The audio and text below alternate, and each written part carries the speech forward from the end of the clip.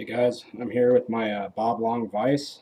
I'm going to do a little mini review on it, and then I have some paint here. I'm also going to touch on some of the paint issues as far as paint diameter, size, and where this industry is going if they keep making paint this way, in my opinion. First of all, let's start with the vise. Sweet gun, Bob Long, by far the best paintball gun I've ever owned. I've had some pretty nice guns in my time. I've been in the sport for a good 20 years. I had a PGP, was my first one. I've had several pumps. I don't want to go into that. First of all, with the vise, this one has the 4 eyes, the Tadao board, and the pillow bolt. Now I have an issue. There was an issue when I bought this gun with the pillow bolt, and I'll tell you in a second. Secondly, when you buy this gun, it's not going to come with anything. Don't expect a barrel sock or any tools. With mine, all I got was the barrel, which is a 691 Bob Long stock barrel, I think, and I got the box. Now I bought it used. Maybe if you buy it new, you might get some other things. I don't think you do. I paid $650 for this one, 650 bucks, and it shoots great. Now, that was it on the packaging. I didn't get an instruction manual. Bob Long, if you go to their website, you can download the instruction manual, and I haven't needed any tech support or service for mine, but if you do, I hear they have great tech support. Anyways, I need very little maintenance on mine, ever. Maybe a little lubing of the RAM, and that's it. This is my first vid, so bear with me here.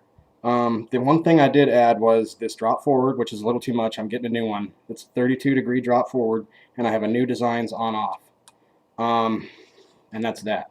That's the only thing I added differently. Now with the bolt, when I bought this vise, this pillow bolt, set this down. This pillow bolt here was gone.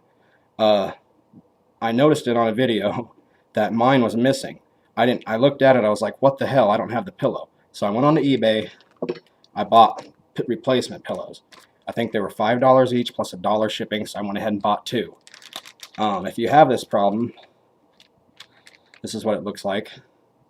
It's just a rubber bushing type thing, a little rubber nipple, I guess, on a brass or on a copper little nutser. That's it.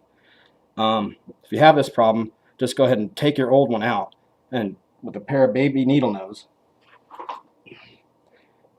just grab a hold of it inside there. Make sure I'm getting this so you can see it, and just give it a turn. Now when I put my new one in, I put a little bit of Loctite on here, blue Loctite. I put a little bit of blue Loctite right here, screwed it in, let it dry. I haven't had any problems since. It works great. That was that. If you own a vise, you are going to have to get this. You are going to have this. It's a low pressure regulator setting gauge. It needs to be set from 75 to 80. That is what they recommend. To do so, you just unscrew it here, the back cap. Just unscrewing this little guy. I'm going to plop my RAM out. There's my RAM. Set it aside. And I'm going to take my LPR gauge right here. I'm going to screw it in. Okay, screw it right in where I took my RAM out. I'm going to screw in my LPR gauge. No need to kill it. You don't need any tools. Screw it till it's snug. Done. Secondly, I'm going to gas it up. Gas up the marker like so. And then this gauge should read in between 75 and 80.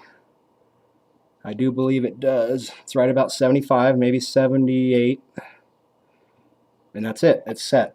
To adjust it, I'll adjust it here on the front of the LPR with just an Allen key. This isn't one, but if I wanted to adjust it, I just adjust it there. Shoot and then unscrew it, shoot it a couple times, do it all over again. That's that. Now we'll degas it. I've just set my LPR. My LPR is right where I want it. Degas it. And this is, I don't need any tools to do this. Unscrew him, he pops out. Back goes my RAM. Maybe look for any debris or bullshit. Plop that back in. Okay, I just want to push him in a little bit, maybe. There he goes. Back with my end cap.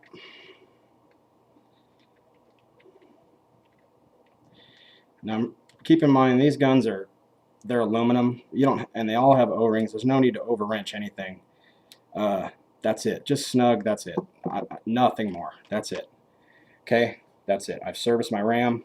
I've checked my LPR. I'm good.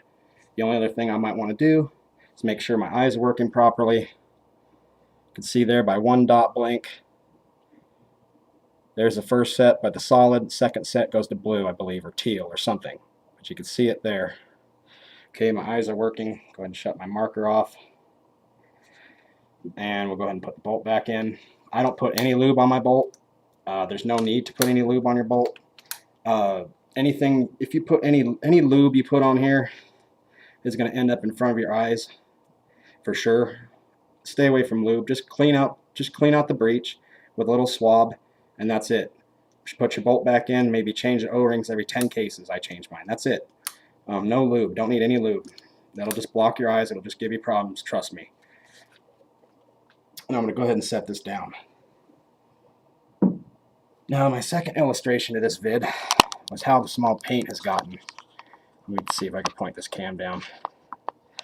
Paint has gotten so small that it's not loading into the breech of the markers right, period. The paint is so small that it's not loading in. You're getting 1 1/4 ball into the breech and it's chopping. That's the problem I've seen with some of the paint. This paint I got locally here in Colorado. It's this is some Draxis, some field paint. It's pretty good. It's practice Draxis paint. That's all it is. Visible Impact from Walmart. Shit. Stay away from this junk. X-Ball from Dick's Sporting Goods. It's pretty good paint. It's pretty round, not too dimpled. Draxis. I got this from a local pro shop. Dynamic. Pretty good paint. Pretty expensive though. This is junk. This is JT. I forget. Not the Scenario, the other stuff. You'll find this at Sports Authority. It's crap. It's all dimpled. It's all wilted and it's out of round. It's horrible. The only thing consistent with this paint you're going to see right now is I have this, and all this paint is at about the same bore size. I have this Tech T barrel bore kit. I love Tech T products. I'm not knocking on their barrel kit. This is not a knock on Tech T. I love their product. I love this barrel kit. It works great. I'm using the barrel kit to illustrate the point with how small paint has gotten. To save time, I'm jumping right to a 679 insert.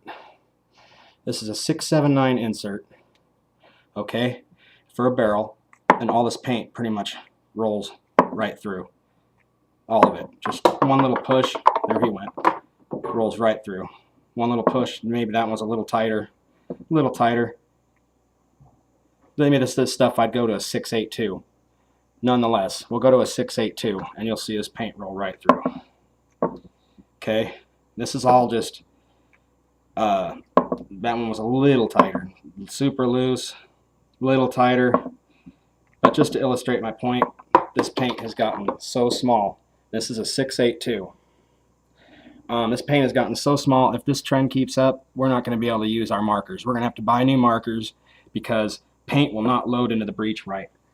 You've got the four-seer loader pushing down on the ball, and then your bolt coming across, and you're getting more than one ball into the breech, so it's chopping every other ball. I hope that makes sense to you guys.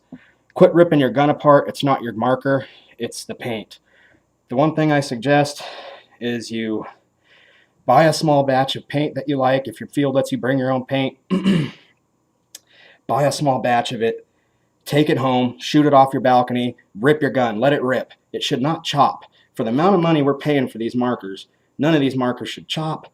They should perform flawlessly, case after case after case, with just basic routine maintenance. They should never chop.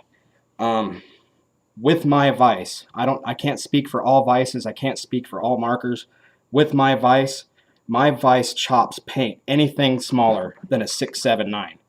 My vise chops paint anything smaller than a 679. So I am forced to buy paint, take it home, try it. If I like it, I go back and buy a crap load of it because I know it's going to work well. That's crap. This stuff is supposed to be bored at an industry standard 691, and it is far from that. And I've proven it here. And if this trend keeps up, we're all going to be buying new markers. I think it's bullshit. I think these paintball manufacturers need to manufacture the paintballs according to the specs that have been in our industry guidelines for 30 years. Anyways, love the Vice, love Tech T products. I'm not here to knock on them. I'm here to knock on paintball manufacturers. And I own all the top of the line stuff, and my gun chops anything below a 6.79. Forget your barrel bore kits. If the paint's too small, you're going to chop. Period. Anyways, I'm pretty good with the Vice. If you have questions about your Vice, shoot me an email. I'll answer them to the best of my knowledge. I'm pretty good with paintball. I've been around the industry for a long time. And like I said, bear with me. This is my first vid. If I get a lot of hits, I'll make some more. Hit me up if you like it. Thanks.